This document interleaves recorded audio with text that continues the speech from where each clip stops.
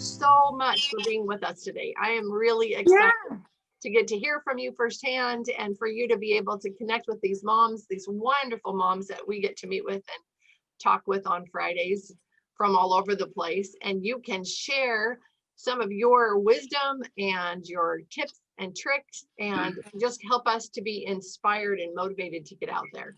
I know that for sure Lindsey Bunting, who's on here this morning, she has printed out your sheets and she is going for it. And there she is. She's been spending time clocking hours already. So very cool. Very cool. And this is all homeschool moms, correct? Yeah. Yeah. Christian homeschool moms? All Christian homeschool moms. Very cool. And you said from all over, huh? Yep. That's awesome. Well, I really am so honored that you had me on this morning. I'm happy to be here. I'm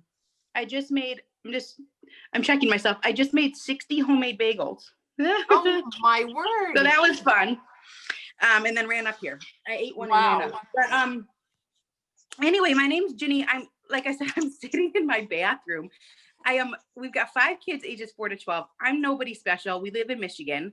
And you know, my story is my story is just that. Am I still here? I think I feel like I lost everybody. Nope. Oh, you're there. Okay. My story is just that when I first became a mom, my kids were really young. I had an awful time at being a mom. I really struggled. And I think I just didn't know what to do with my kids. So we enrolled in a lot of programs and I don't know, I just felt like there was a lot of pressure to do that. And I guess I didn't really know how to pass the day. Mm-hmm. And so we just enrolled in the different things that were in our area. And I found that it was really hard to do those things.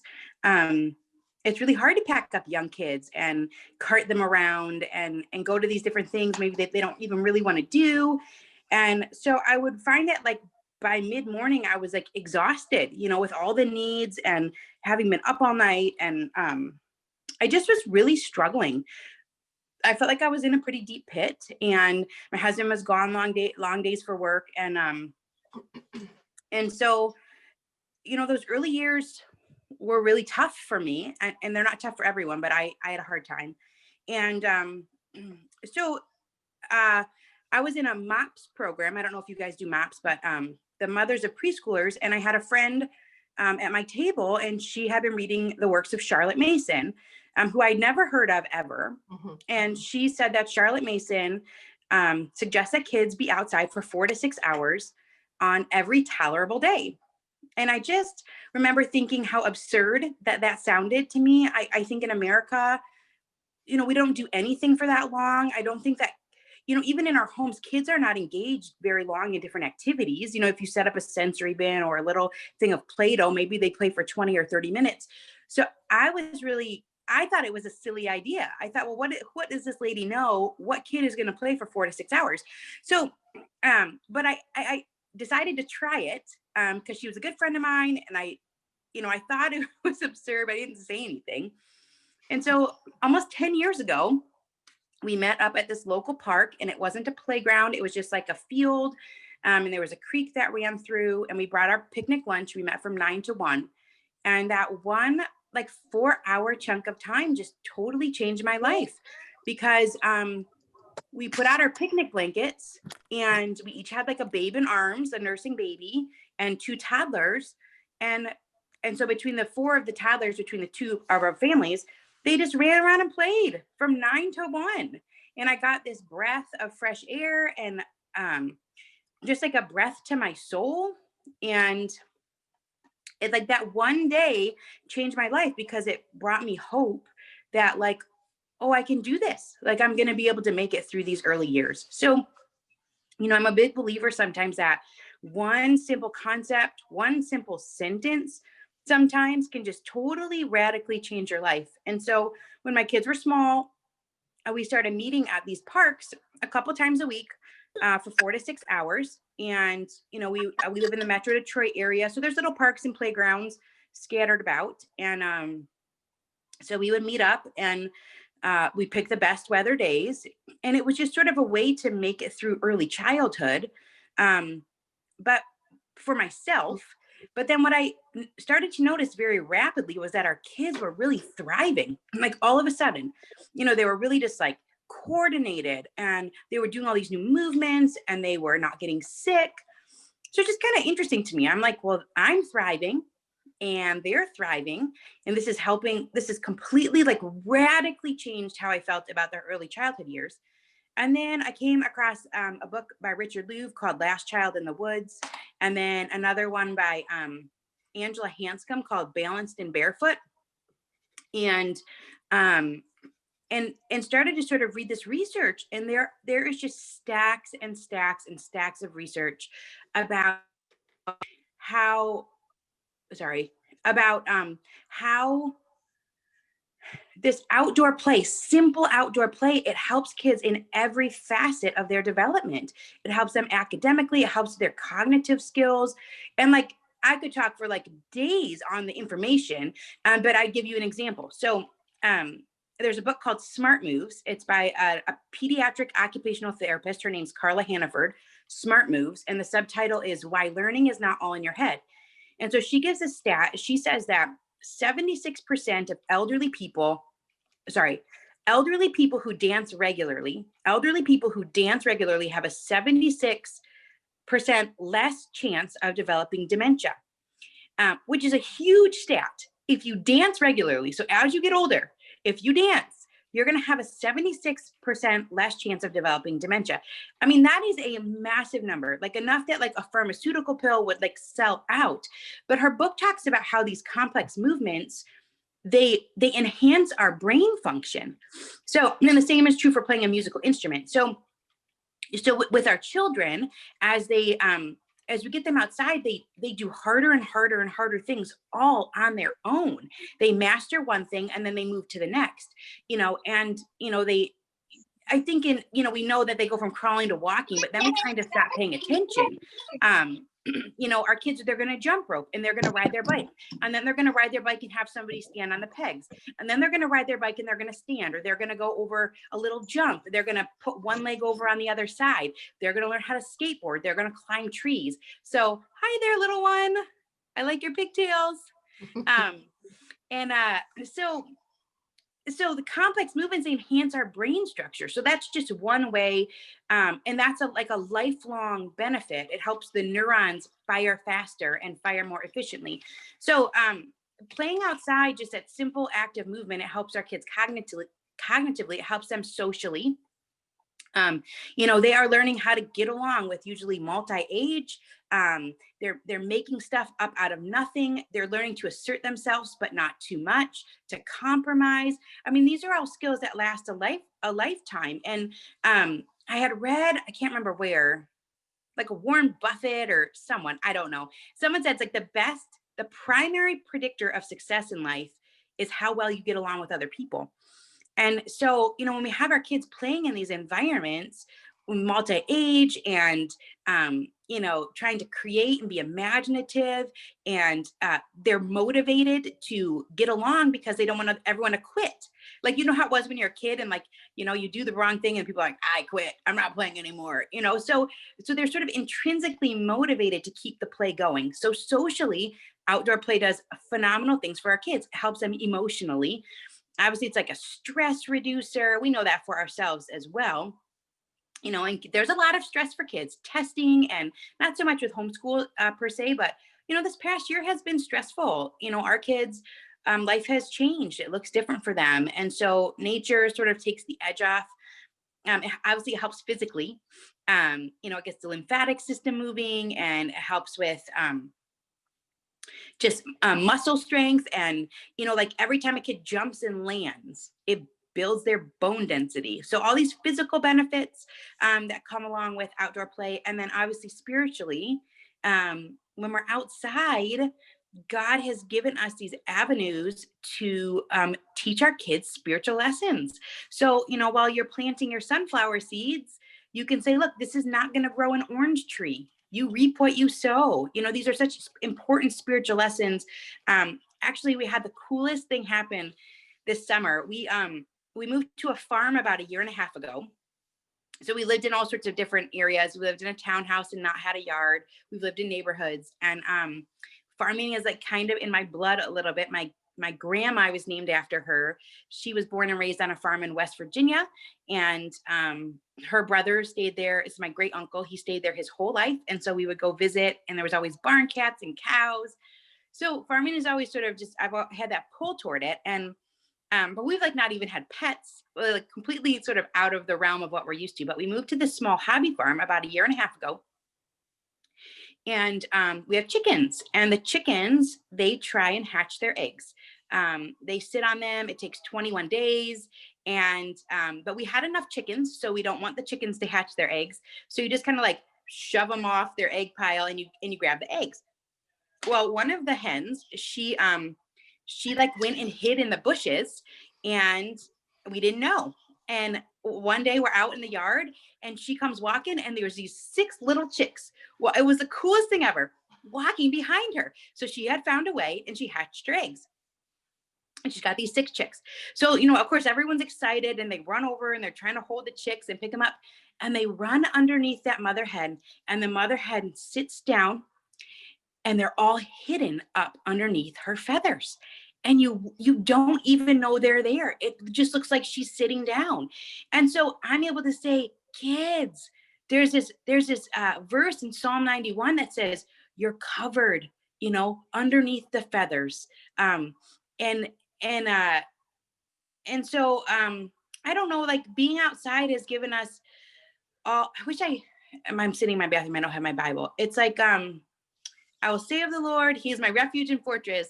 And then it's like, he will cover you with his pinions, and under his wings. I think it's under his wings you will find refuge, or something like that. And so it was such this picture of like, you're completely hidden. I didn't know that. I'd never seen that before. And so, farm or not, it's like, when we're outside in nature, God has given us all these spiritual lessons through his creation. So what I have learned over the past almost decade is that God, through his creation, has given us actually this pretty easy path to enhancing child development. So it's something that works for all of us. It works for every age, starting in infancy all the way up, through old age. And there really isn't anything else much like that. So what a blessing, to have this, he says his yoke is easy and his burden is light. And I didn't feel that until I started to go outside with my children. And I thought, oh, he did make it easy. People say Mother Nature. And it's like, it's God's creation is like having another mother there who's occupying your child and helping them to get out their energy, and then at the same time refreshing you. So 1,000 Hours Outside journey sort of stems from that Charlotte Mason 4 to 6 hours on every tolerable day. So for us, we were getting out 18 to 20 hours a week, which adds up to about 1,200 hours a year. And that is the average amount of time that kids are on screens in America. And when I learned that, I just was blown away, I think, by how much our kids are really missing. They're missing a lot. They're missing a lot of real life. We have screens, we have like a video game thing, and the kids really like Dude Perfect on YouTube and stuff. So we're not screen free, but what I want is I want to balance. And I also want to model for my kids how to balance their own lives. And so by having this little tracker sheet, 30 years ago, this would have been absurd, because everyone came home from school and they played. And they had a recess in the morning, and they had a recess in the afternoon, and there weren't all these extracurriculars, and they played, 3 to 4 hours a day. If you take those 2 recesses in account, and, played until it got dark outside in the neighborhood with the other kids, multi-age.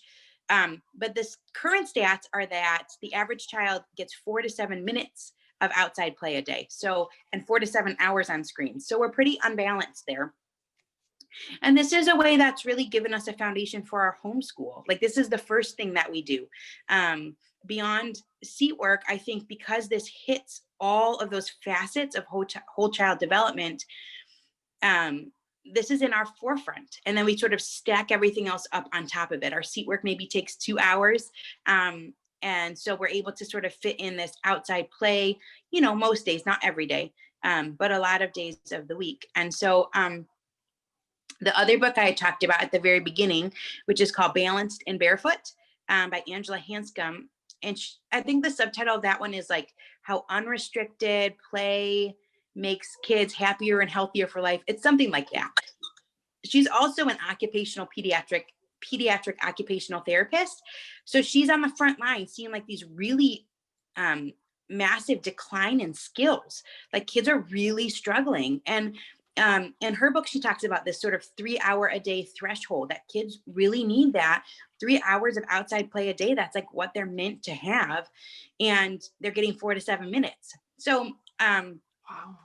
so this goal is a life-changing one, really. It is like this message of hope that you can slow down and you can gain more and you can build memories and you can be present and enjoy your children, and they're going to get so much out of it. So I started writing about our experience in 2013 just because we were never running into any other kids outside.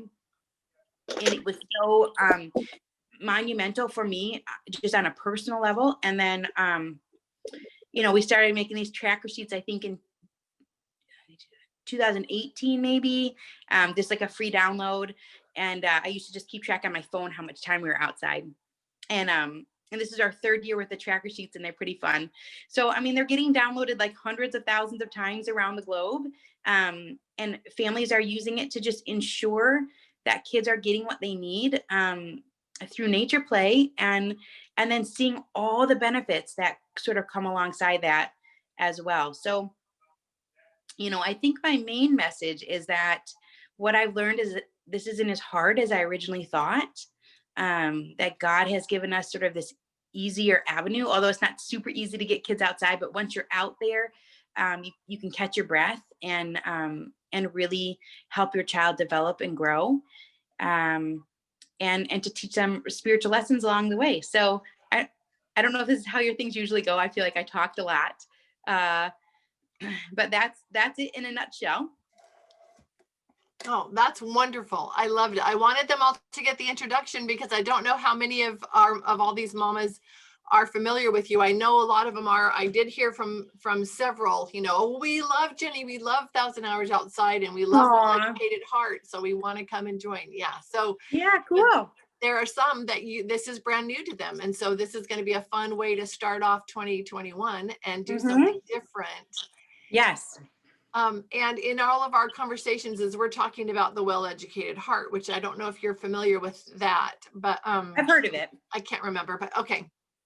But a lot of it is helping moms have confidence to step back, let go of a lot of the structured things, and let the natural rhythm of your family work to your benefit and your children's benefit. And it's hard at first to do that, to let go and have the courage to just kind of let things flow and watch how amazing that learning process is and how it is really natural. And getting outside is this huge added benefit that brings so much more. I remember in my early years of studying for homeschool, and I felt strongly impressed after praying that we needed to homeschool. And my oldest was 2 at the time. So I had this heads up time to kind of do some studying and reading. And Charlotte Mason was one of the first things that I was led to. And so that outside, that encouragement to get outside and get the kids outside was something that came early on. And I think that's why it was easy for me to kind of naturally just put that into our lives.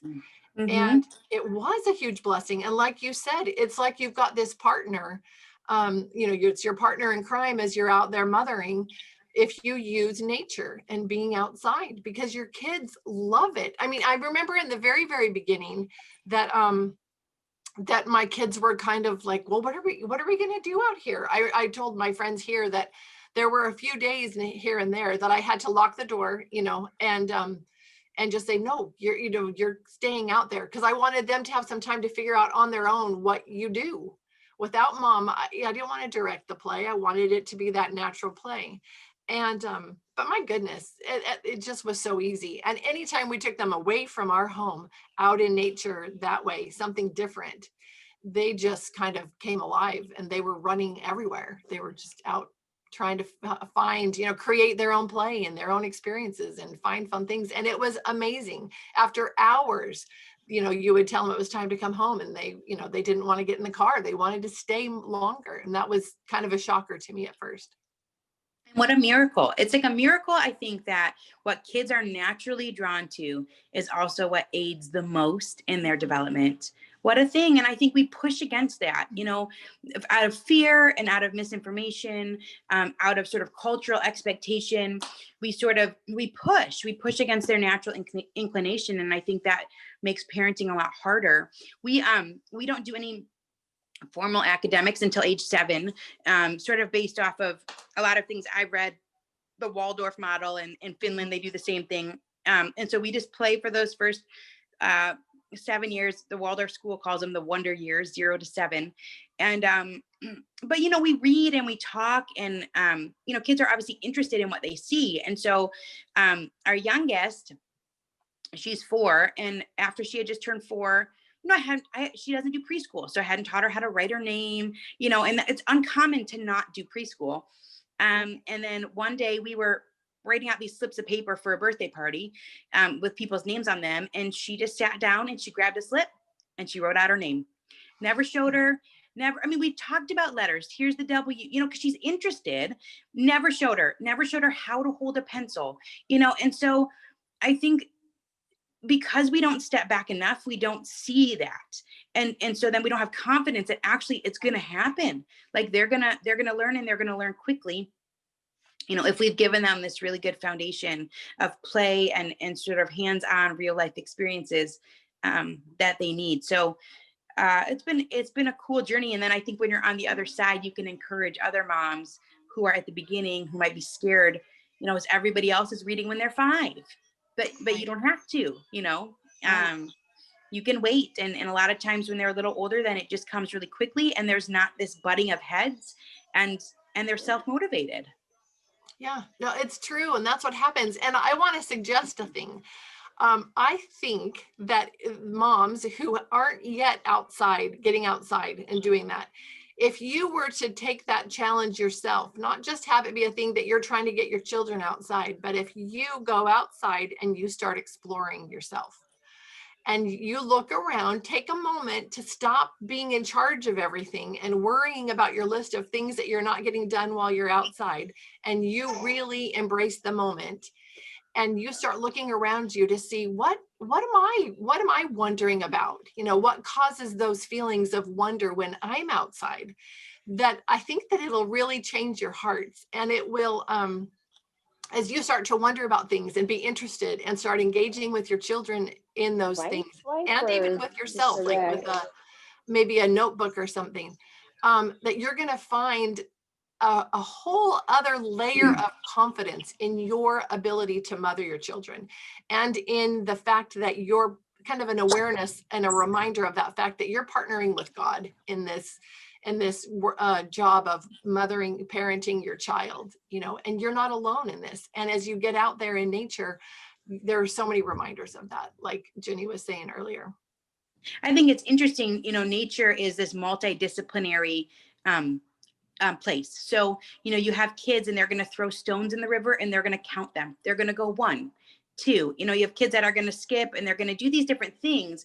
And life is multidisciplinary. Like, I think that nature reflects the life that they're going to end up living anyway. Like, life is not in little structured boxes. This is math. This is science. Life is sort of all together. And we have started raising monarch caterpillars and releasing them as butterflies, which is a phenomenal process. You find them on the bottom of milkweed plants, and it's like a 2 to 3 weeks start to finish, which that's a huge spiritual lesson. The old is made new, and you are a new creation. The old is gone, the new has come. Like, that caterpillar liquefies inside of that chrysalis and turns into a butterfly. It's the coolest thing to talk about. But even in just that one experience, the kids are learning about math, because the egg, the caterpillar comes out and it grows 2,000 times its size, in a certain amount of time. So they're learning about math, and they're learning about like ratios, and, obviously they're learning about science. And you can talk about there's different hormones.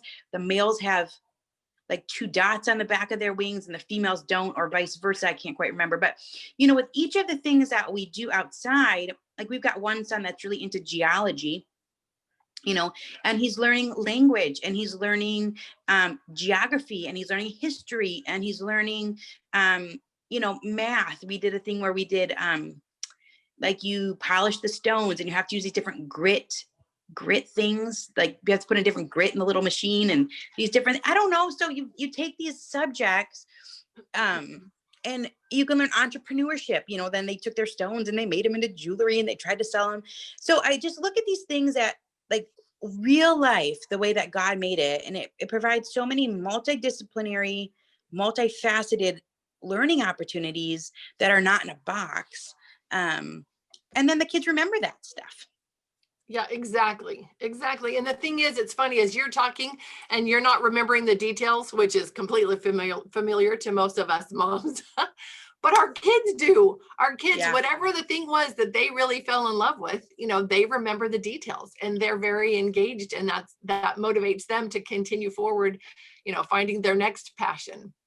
Yeah. And I love that. So do you have to be an expert, Jenny, to get your kids outside and have them have these experiences? No, and it's so cool. So we did, I've really been influenced. I would say my 2 biggest homeschool influencers are John Holt and John Taylor Gatto. So the 2 books, if you're a new homeschool mom, you're struggling, you want to read Learning All the Time by John. Both of these books are really short. Learning All the Time by John Holt. And then John Taylor Gatto has one called Dumbing Us Down. The Hidden Curriculum of Compulsory Education, Dumbing Us Down. Yeah. And so in those books, they talk just so much about the power of real life and real life experiences, and modeling for our kids. But John Taylor Gatto inspired us to, like, at the beginning of each year, say, what do you want to learn about this year?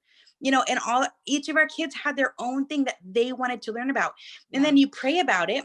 And God gave us, like, these amazing resources. We did a geology club. It was an entire year. This was obviously before COVID, but we did this geology club. It cost $15 for our entire family. We went once a month. They had hot chocolate. They had snacks for the kids. They had a presentation every month, multi-age. Our kids got all these, like, experiences talking to grandparents. They had field trips. It was $15, you know, and all our kids ended up learning all of these things. And I feel like God just gave us the wisdom on what to do for each child. But we were influenced by John Taylor Gatto to ask and to say, well, what is it that you would like to learn about? And then it's so easy. It was so easy to sort of source their interests. I love that. I'm typing up some of the things that you're saying in the chat. So if you moms haven't gone there yet, it's there. Also, if you moms want access to the notes here, and if you want access to the notes here, you can contact me via, well, the email is teachourown@2020 isn't that a horrible thing? We'll remember forever and ever. teachourown2020@gmail.com, or on Instagram, teach.our.own, or I'm trying to think. You can message me here and give me your email. I can add you to the email list, and I'll send out these notes from the chat session. Also, just for anybody who's here and has to go soon, just wanted you to know Jenny is on Instagram, 1000 Hours Outside. She also, there is a connection there to her blog, and your blog is 1000 Hours Outside. Is that right? Yeah, it's all easy to find. Yep. There's Facebook too. There's a Facebook group. That's right. There's actually a bunch of Facebook groups. There's some location specific ones. I saw that. Well. And then there's your official one. Yep. And then we have a website and a small YouTube channel. I've got handcrafts on there, a couple. Awesome. So awesome. Yeah. And then if you want to watch the recording of this, or you share it with a friend and they feel sad that they missed out, you can go to YouTube, and again at Teach Our Own. That is my little YouTube channel that developed out of this group because people wanted to watch the recordings. So you'll be able to access that later this afternoon. So, oh, great. I've got an email address. Anyway, so continue, Jenny. I'm sure some other things have popped into your head, just some inspiration, some moments that you've shared with your children, things like that. Sure. I don't really have all that much. I think, my journey, I think that the journey is part of the homeschool experience, first of all. And I think that so much of what we do is just modeling. You know, year to year, we have changed what we've done. And year to year, we adjust. And maybe you have a new baby or a new situation, or kids are older. And so, you know, every year we're sort of adjusting. And I think, you know, that's a really good modeling for our children, because you know, in school, everything is directed to them. They don't see the decision-making process. They don't see that, you know, well, this year's a little different, so we're going to adjust, you know, and these are skills that will really help them when they become an adult and they become a parent, because life is not static. You know, there's a lot of give and take in life, a lot of push and pull, like life changes. And so they get to sort of walk alongside you and see, how do you handle getting stuck home, you know, for 3 months or 6 months, or how do you handle?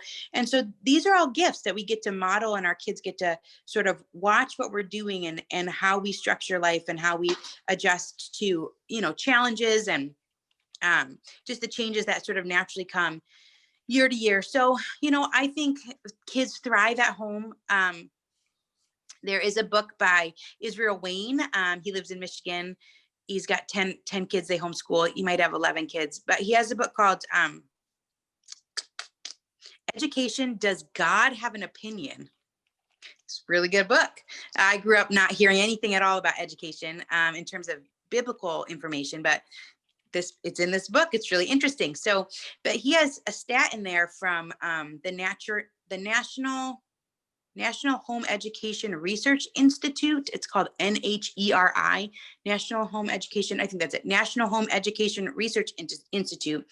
And so they've been studying, this research institute has been researching home education since the 80s. You know, and has really good statistics to sort of back, you know, what happens when kids graduate, you know, what kind of lives do they live? And they have all these different bits of information. But one of the things they say is that home educated kids score 25 to 30% better academically than public school peers, regardless of the mother's education level. And so, you know, what in the world? I think any parent would say, I want my kid to score 25 to 30% better. You sign me up. And all you have to do is home educate. And it doesn't even matter if you didn't graduate high school yourself, you know? Right. And so then it also doesn't matter your methodology. That was one of the things I was shocked when we first started homeschooling. We've been homeschooling from the beginning, but you know, public school, I taught in public school, it is so standardized. Like everything is the same. And from building to building, from second grade to second grade to second grade, you know, they want it all to look the same. Then you homeschool and like nothing looks the same. Like it's so different. Even the families that like you're closest with, and maybe you model things after each other, there's so much variation. And it doesn't matter. Like it doesn't matter if you're a unschooler or if you do real strict things or whatever. These kids are doing so much better. So parents are scared, you know, they're scared that they're going to shortchange their kids. Yeah. And academic is a lot of times the biggest one that they're scared of. Social, I think, is second. And, you know, they don't want to have an odd child, but a lot of us are odd. It just is what it is. I think you're born that way. Social skills we teach, and our personalities we're kind of born with. So, you know, we as parents, we want to teach social skills. We want to teach our kids how to shake a hand, how to smile, how to make eye contact, how to say thank you, how to send a thank you card, to remember somebody's birthday. These are the things that get us ahead, and they're taught by parents. You know, your personality, you are who you are. And there were weird kids that I taught that were seniors in high school in a public school. You know, they're quirky kids. My mom always says, there's a lid for every pot. So everyone's going to find someone. We don't have to be worried. But academically and socially, kids thrive at home. And so you don't have to have that fear. You can trust those decades of statistics to know that your kids are going to turn out and they're going to do good. I love that you shared all that. And I love that you brought up those books. Those are some of my favorites. Those books, Learning All the Time and Dumbing Us Down, gave me such confidence. They helped me know that, oh, absolutely, this is the right thing. And really, it helps you if you're still in the stage where you've got people around you questioning your every move, which I did in those early years. It helps you have a little bit of ammunition. Yeah. some lovely information that you can throw back if you need to. Yeah. I love that. But I think one of the biggest things is moms gaining the confidence that we need to know that we are the best. We really, truly are the best teacher for our children. There Yes. is no one better. And it has nothing to do with education levels. I took maybe, I think now maybe I've got 4 or 5 college classes under my belt. I never graduated from college. I've taught all 4 of my children. They've all graduated from our homeschool. 2 of them have graduated from college with high degrees, with straight A's, or, on the dean's list, things like that. The third one is in the process of, she's finishing up her college. She's got 1 more class left. They're successful adults. They're fun to be around. Several of you on here know them, and they're confident, and they have fun, and they know how to interact with people of all different ages and situations. They're not on their phone staring, at the screen constantly. They have different hobbies and skills, and they've learned how to do a lot of different things in their lives, and they're pretty confident in their abilities to get out there in the world and do whatever it is that's their part. And my third one just barely graduated this last year, but he's going out and doing all kinds of really great things. I watch them and I think, okay, we didn't have some amazing curriculum, and we had years where we didn't do a lot of schooling. We really didn't well, we did academics, but really truly we had a foundation that was the gospel, a Christian foundation, a lot of outside time, a lot of reading, a lot of pursuing hobbies and things like that. But so many holes, if you were going to compare it to a public education, there's so many things I didn't do. And I've talked about that on here with these moms. But so when my kids went off to college, I had a little bit of, have I done what they needed? What are they going to do when they come to, and for me, the biggest fear was writing papers, because we never did book reports or research papers or any of that. I hated that part of the learning experience. I wanted to learn the stuff. Bring me all of the information and let me tell you what I've learned, but I don't want to have to write it down. I would have done that maybe a little bit differently. I would have done a little bit of that in high school, but probably not before still. Did lots of copy work and narration. But anyway, my kids get to college never having written a paper, and they receive the assignment, and what do you know? They know how to follow directions. They're independent workers.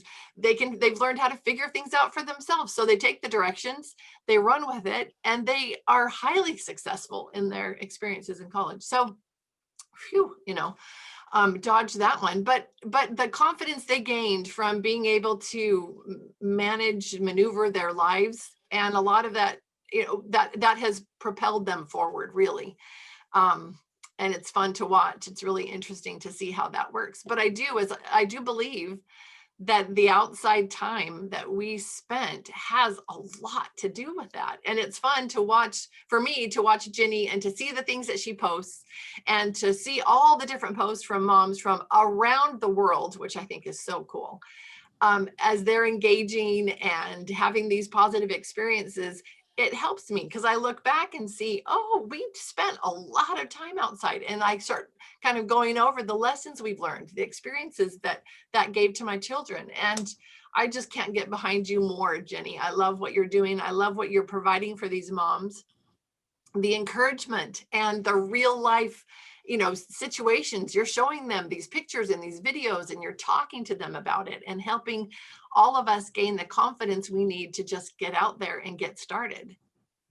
Oh, thank you. I really appreciate that. It's really just, it is the simplest premise. Like I said earlier, I think so often there are these small things that just change our life. They change our direction. So I'm so grateful in my own life to have had that friend who said to me, hey, let's try it. That was life-changing for me, that she had gone on, a little ahead and had read the stuff and shared it. And I think that we can do that with each other. When we share the small things that really impact our life. I think I had a friend of mine, she's like, look, if you use a tablecloth, it's a party.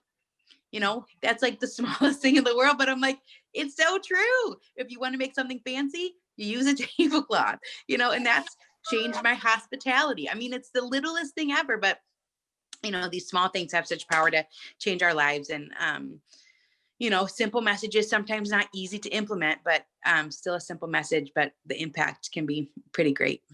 Well, and I love that you get out there and you just put yourself forward. And there's just so much like honesty there. And I love that too. I feel like, that's why I reached out to you. I felt like, oh, this is a real person. This is a real mom.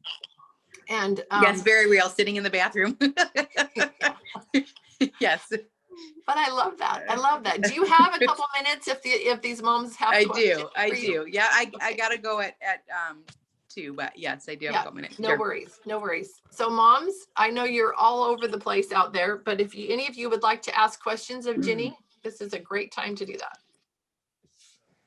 Heather, yeah. Sorry. Go ahead and can you unmute yourself? I'm sorry. Yes, I can. There we go. Okay. All right. I have 2 questions and I'll make them fast. We are in Cheyenne, Wyoming, living in my in-laws' house with a very small yard. So, and I'm new to I didn't know you existed until 40 minutes ago. I'm so sorry. So no big deal. How do I get my kids outside in Wyoming winters? Because we need it and I'm dying, and I grew up in Southern California, so I didn't necessarily grow up doing this. And then also you have a 14-year-old, I have an 11-year-old and an 8-year-old how do you get them without butting heads sometimes to get them out? Because they need it, because you all need it. Like, do you just so the winter question, our 2 biggest questions that we get asked are, what about winter? And does sleeping in a tent count as your hours? And the answer to that is no, it does not. But what about winter is a huge question that people ask. And I get miserable in the cold too. So I get the question. I read a book a couple years ago called There's No Such Thing as Bad Weather by Linda McGurk. And she grew up like in Sweden, maybe.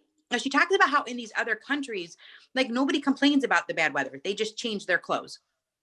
And so her book inspired me to really look at each season for what it offers, which is also a biblical truth to teach our kids, that we go through these different seasons.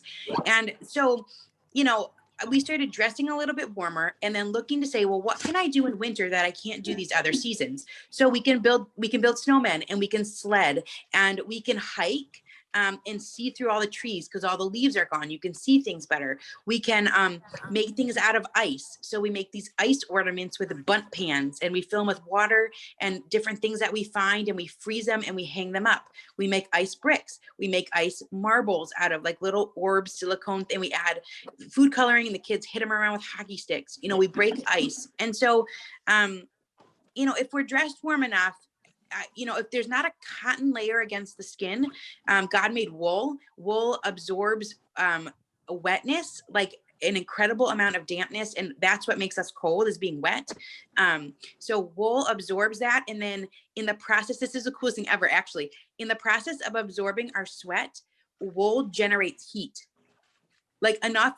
They say 2.5 pounds of wool generates the same amount of heat as an electric blanket. So anyway, God made these sort of fabrics. The wool hair, it's coiled. I don't even know why I know so much about wool, but wool hair is coiled, and it traps the heat inside those little coils. Anyway, so the point is you clothing wise, you can be warm, and you find the things that are fun. You make igloos, and in terms of older kids, our oldest is actually 12. This is just part of the routine of our life. People actually really like filling out the chart. They let the kids do it to say this, this is something we're going to do this year. We're going to get outside for 1,000 hours. Maybe they have like different prizes at the different milestones. But I always say, if you can invite friends along, and I know this is kind of a crazy time in life for that, but I always say if you have food, friends, and a first aid kit, you're good to go. So you meet up with a friend for a hike, a short hike, and the kids are so excited to see their friends. They find what to do, and then as they get older, you try and help them specialize. Like if they're interested in fishing, then you get fishing equipment, or if they're interested in, ice skating, or, as kids get older, they really do want to continue with those complex movements. You know, kids skateboard and they bike, they mountain bike, and they do these different brave things. They like to kayak or canoe, you know, and their interests shine through. So we try, as our kids get older, we try and source them with whatever their outside interests are. And that helps them also be engaged outside.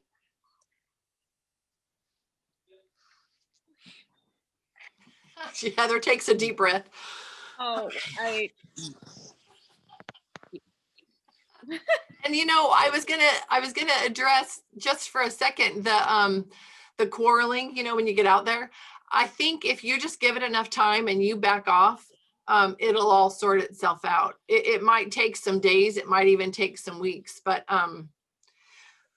generally they figure that out with enough time left to themselves. You know, they can just, because they have to decide, they've got to have enough time to where they realize, oh, I'm either going to be miserable or I can work this out and figure out how to make it a little more positive. You know, that's my feelings about that. Well, I know, I think that's actually an actual thing too, because in that Balanced and Barefoot book that Angela Hanscom, she says it can take up to 45 minutes to develop a play scheme.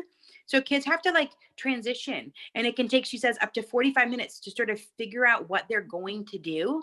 And usually recess isn't even 45 minutes long. So in school, like they don't even have that time to get to that point of like figuring out, you know, what are we going to do and what are we going to play? And so you just have to kind of step back and let it breathe. We used to have no yard. We lived in a townhome, so you don't have to have a yard. You know, you can take your inside things out, games and things. You know, if it's really cold, then you're doing snow. You can build a fire. You know, winter fires are like phenomenally magical. You can make ice globes and ice lanterns. So in a small yard, you can do all of those types of things. And then you just sort of branch out. I use Google Maps and the city parks and recreation department. They're going to know where all your local playgrounds, you know, you could do things. I'm going to try and hit all the playgrounds within 15 minutes of my house. You know, you can use the school playgrounds after school and on the weekends. So there's a lot of places to go and that are close by, that are free, that we can use to help our children.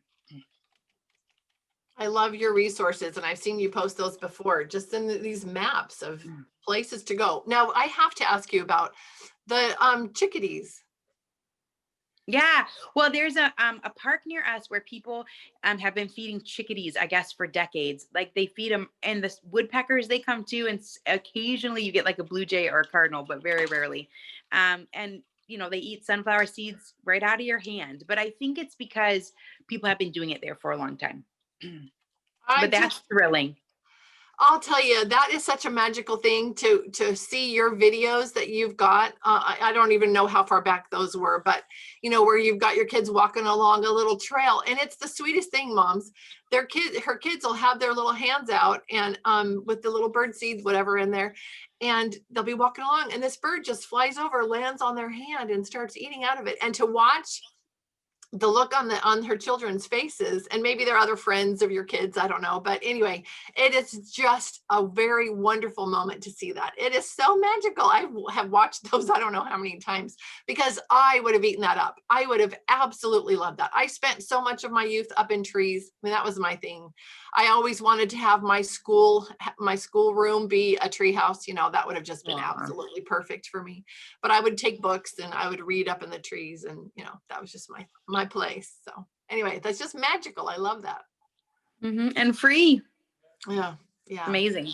Yeah. And I think, you know, that idea of taking just a 15 or 30 mile radius, you know, from where you live, and look at the places that are available for you to go to. I think we'd be surprised. You know, it's that thing where you're finally selling your house and you fix up all the things that you should have fixed up all the years while you were living in it, or you move from a city and you finally start trying to fit in all the things, try to go all the places, you know, around where you lived, and you think, why didn't I do this before? I never really. Yeah, it is like that. Was a lot of people message me. I get that message a lot, which was, we went to this place. It was 5 minutes from my house. I had no idea.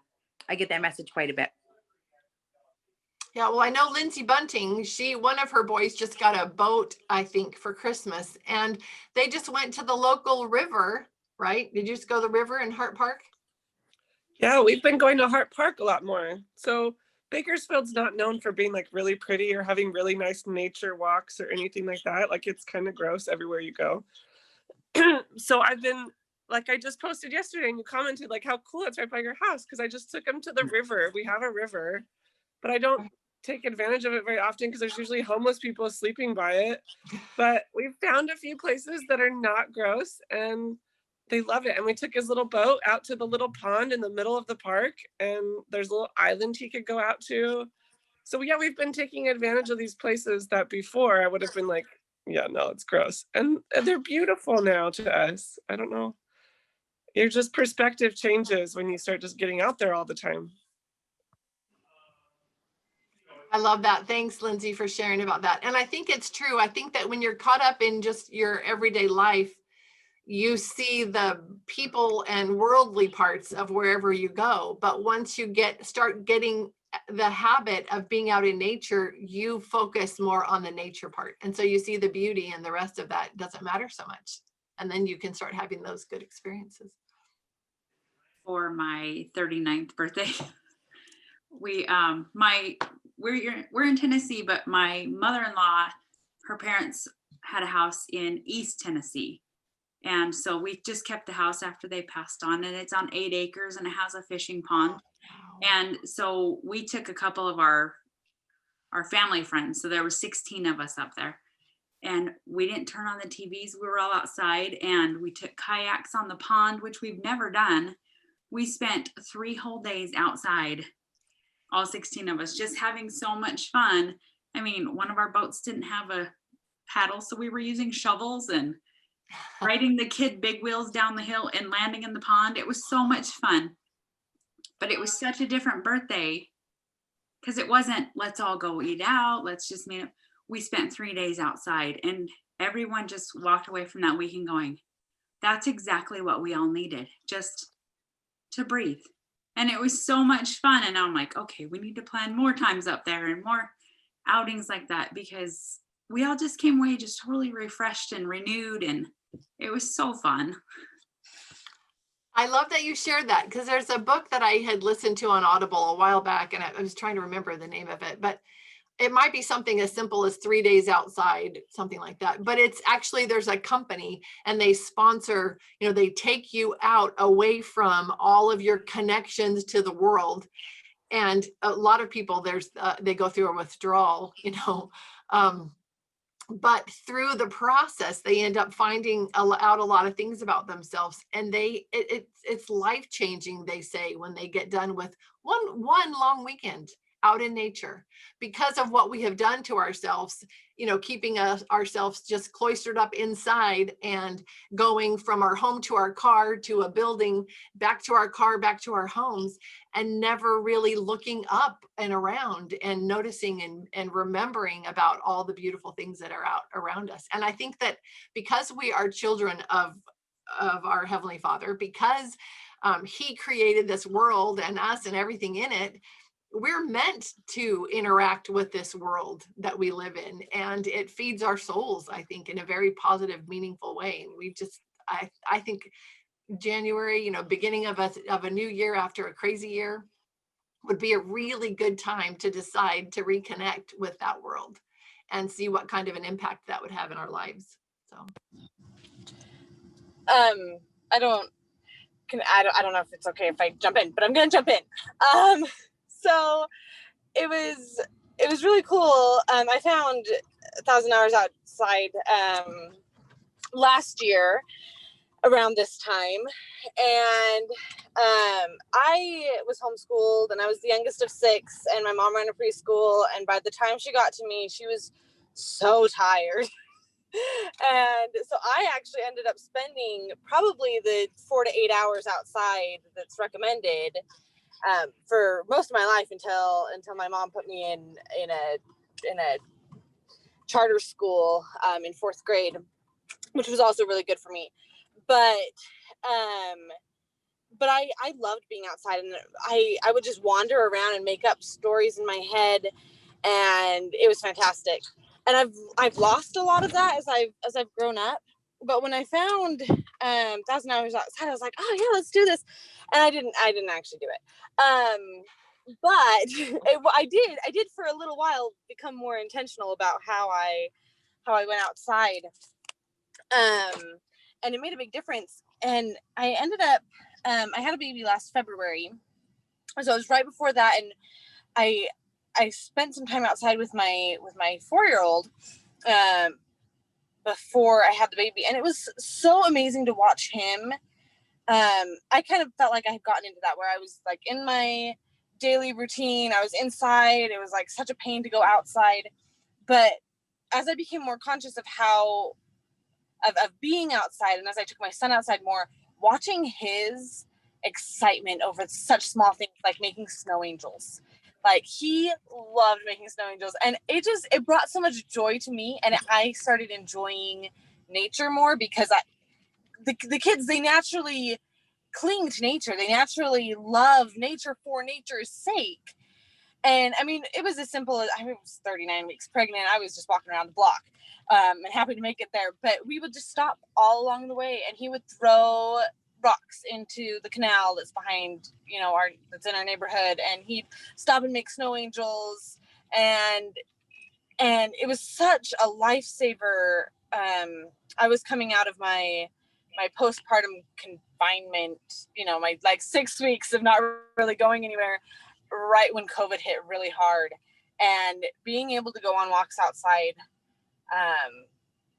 was just magical. And just, getting outside did so much for my postpartum recovery, especially with I was transitioning to 2 kids. I didn't have any help because my mother-in-law went back to work. And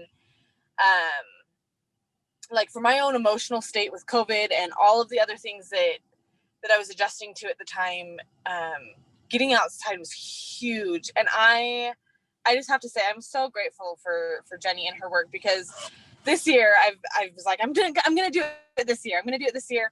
And every day I'm like, oh, I don't want to get my kids all bundled up. I don't want to get all bundled up. Like, I have to find a time between naps. Yes, totally.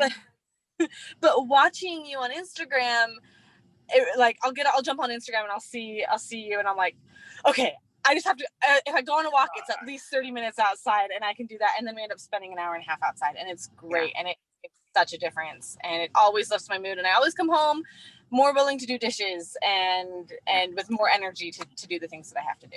Yeah, I feel the same way.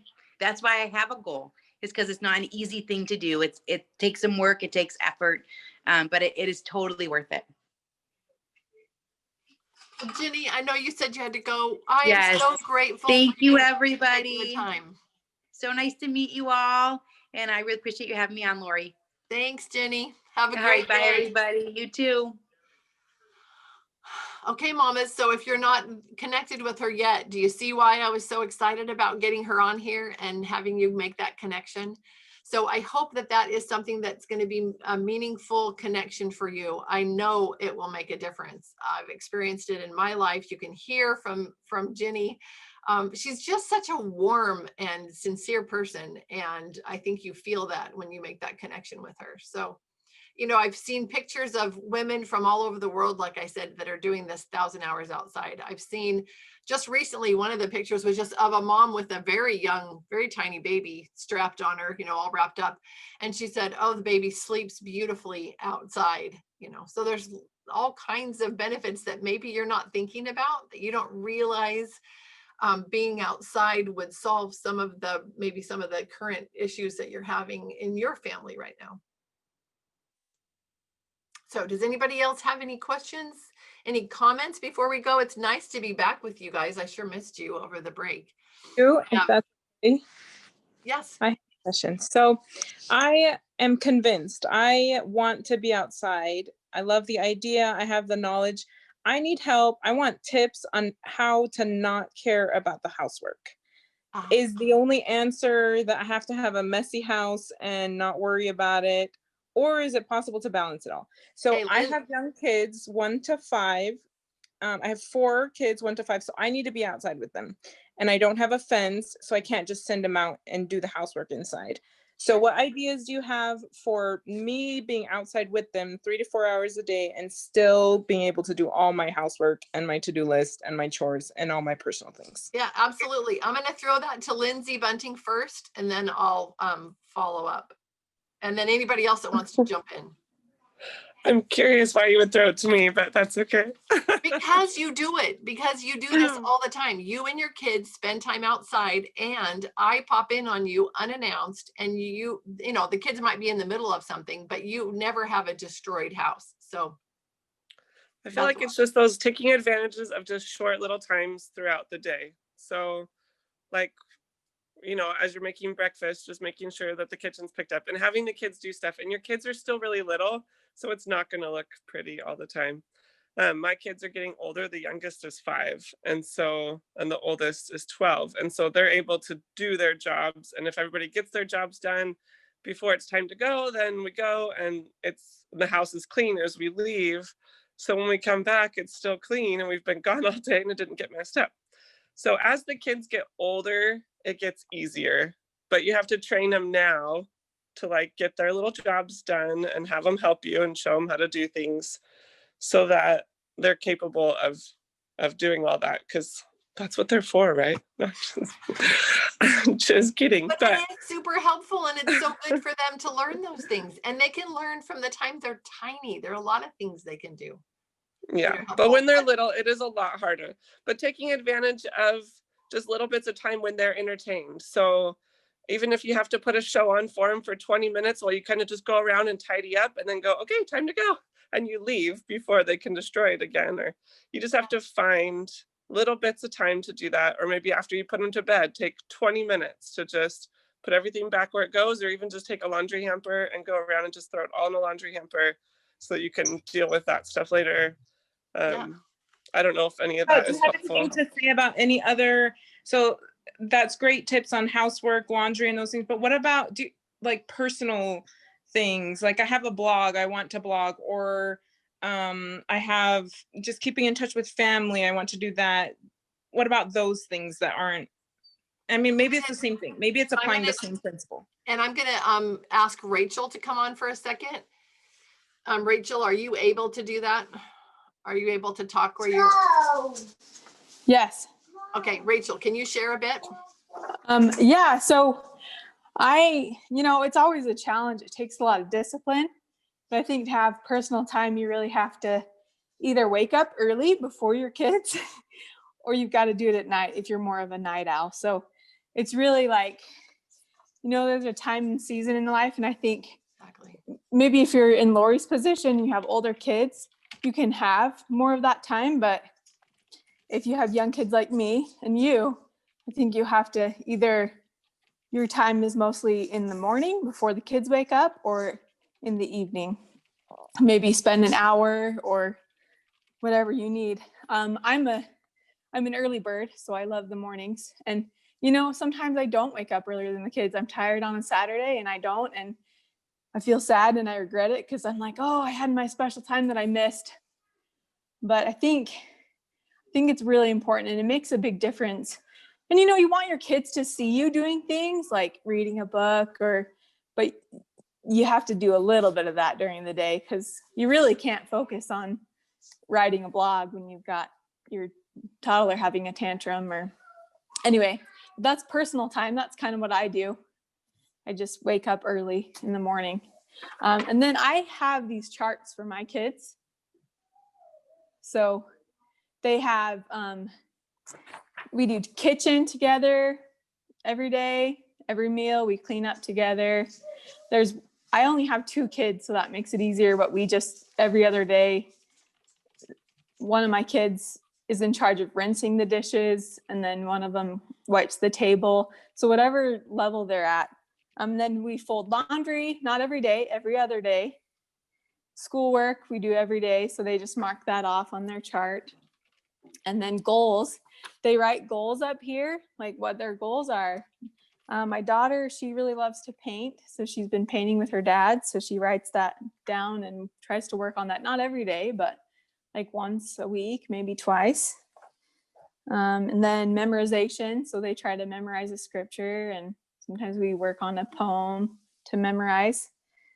So we do that. And then at the end of the week, they get points, and the points equal money. So you can do, 1 point for schoolwork, and for a day I do 5. So it's really up to you what you want to do with that. And then they write like what they loved learning about and what they did well at that week. So I find this is really useful for me. So anyway, sorry for taking super long. No, but Thanks. Rachel, Thanks so that's much. what we do. yeah, Rachel, you're Yeah. great. You're always super organized and you have all kinds of great ideas. So I'm glad you popped Thanks. on and shared with me Yeah. that idea.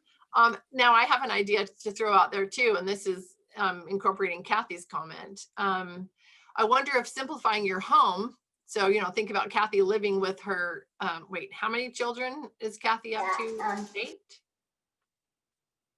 8, there we go. And living in an RV with 8 children, her life has got to be a lot simpler. She has less stuff, so there's less to clean up and be on top of. So I think simplifying our homes would also be something that could be super simple, much less to take care of and clean up, right? So that could be another way. 7 in the RV, okay. So that's another great way that we could do that. I really believe that this is a great and worthwhile goal. If you want to do it, I think that bringing God into the equation is a good way to make that happen. Kind of ask for his help to figure out, okay, how do we do this? This is what I want to try to do with my kids. What's my day going to look like? How do we get all these things in? And in my experience, he gives you direction and kind of gives you some ideas on ways that can work out for you. So, and I think it's kind of surprising sometimes. Some of the ideas and suggestions are like what Rachel said. When you're a mom and you're in that heavy mom time because you've got young kids, you don't get a lot of me time. You have to carve it out. It's not going to just be in your day. It's going to be time that you got because you got up earlier, you stayed up later, you made a deal with your husband, you made a deal with a friend, and you swap, kids or something like that, and you have some time. But I think those are all, I think the ideas we've heard so far are all really good ideas. They were. Thank you so much. I appreciate it. Yeah, absolutely. Anybody else have any questions or comments, things you want to share? Oh, Lindsay, yeah. I was just going to add something to the me time. Oh, sorry, other Lindsay. We're both Lindsays. Go ahead. I know. Sorry, Lindsay. Just the me time. Like yesterday, we were out by the river, and the kids know I'm not feeling great, so I wasn't going to be playing a whole lot with them anyway. So I was able to, like you said, visit with my sister. I called my sister while they played by the river, and I could read my scriptures while they played. And yeah, so they were busy, and so you're able to use more, you can just kind of hang out there, and that is your me time while they're busy playing. And you do need to engage with them, but they're not always going to need you to be engaged. Like we've talked about, they need to be able to just go think of things to do on their own. So take advantage of that too. While they're busy playing outside, you sit outside and use that as some me time. Yeah, I remember doing that because we'd pack our backpacks when we took off to go have adventures, and mine would have stuff in it that I wanted to accomplish. And some of the days I was 100% engaged with them. Other days, most of the days, they were busy doing their own play. And so it left me with time that I could get some of those kinds of things done. That's true. Good point. Okay, Lindsay Watkins. Mine's not the me time thing, but mine is the cleaning. I actually clean on a schedule. So like Mondays, I know I'm cleaning bathrooms. And then the next day I do another big chore. And then the rest of the week, I just do a quick tidy up on those. I don't focus on, okay, I've got to clean the bathrooms. Then I've got to do my mopping. Then I do it one a day. And then it's touch up from there. And I do have older kids. Mine are 7 and 9. And so they know, okay, I just need to wipe the bathroom counter down, but it doesn't have to be the full-fledged thing every single day. It's just, but pick one chore a day and say, okay, Mondays, I'm just going to mop and sweep, and that's it. And just make it easy on yourself. So, and I think that's a good thing. I remember at one point being overwhelmed and my husband kind of helping me. We sat down and he just said, let's time all these different jobs, these things that you have to do every week, all the laundry and how many loads we actually do and how long that takes and how many times you want to do these different jobs and how long it takes. And then figure out, do you want to do one big day of cleaning? Do you want to spread it out over the week? Whatever. So once I had my master list of everything that I wanted to get done every week, I looked at how long it took me and I was surprised that it wasn't as many hours. It wasn't, I had in my mind this idea that, like 12 hours a day, I'm out there with my mop bucket and my clothes, whatever. Anyway, and I'm working in the house, I'm slaving over this jobs that I have to do for the family. And it turned out it really, if I spread it out across the week, leaving Saturday and Sunday out, it was only a couple of hours a day that was really like hands-on, getting in there and doing the work. And I decided, like you, Lindsey Watkins, that I would just kind of focus on a different area every day. And the beauty of that was that since I had a master list, however you decide to do it, if you've done that job for the week, and so you can say, well, there might be a few things on the floor, the kids were playing, there might be a little bit of tidying up to do, but I've checked off and I've done my jobs for that day. And it helped me to not feel like I was forever behind. I was on top of it. I had a schedule and, I was master of my domain and that felt a lot better. Anyway, I'm such a weirdo. Okay, any other questions or comments or things? Are you excited about getting outside? Are you excited about adding this to your life if you weren't already, or about doing it more? I know, Janae, you got on and I'm glad to see you. I'm glad that worked. You got that connection and got on here. I love seeing your kids. I like the fish face too. You're very good at making fish faces. Hello. Yep. But I'm excited for myself. I'm going to try to make myself do this. I'm going to print out the little tracker and just see how far I get. Without my kids and, those reasons to get out there, I'm not sure what I want my goal to be for myself, but I see the advantage for all of us to spend time outside. But you moms have a lot greater motivation, a lot of reasons to get out there with your kids and have these experiences. So I'm excited. I'm excited to see what you do. Okay, sorry, I'm looking at your messages.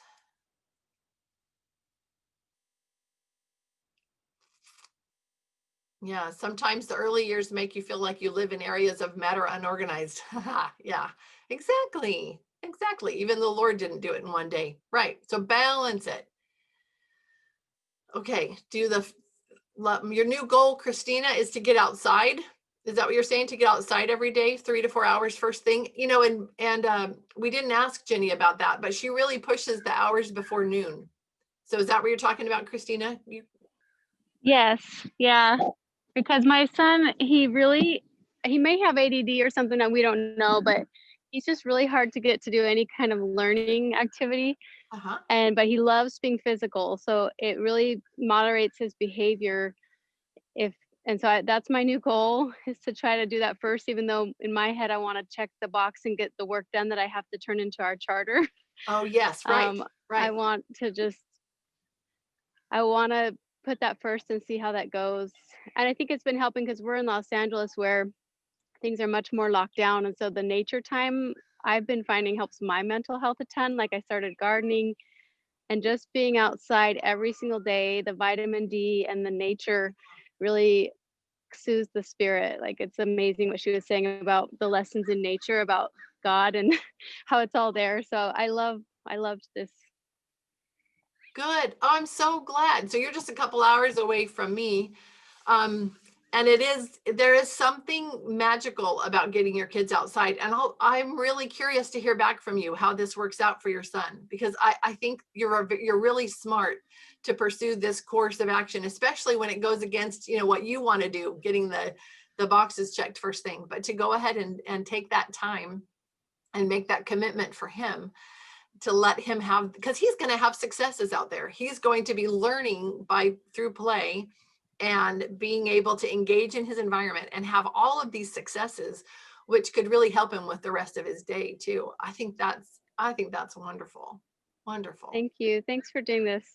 Yeah, absolutely.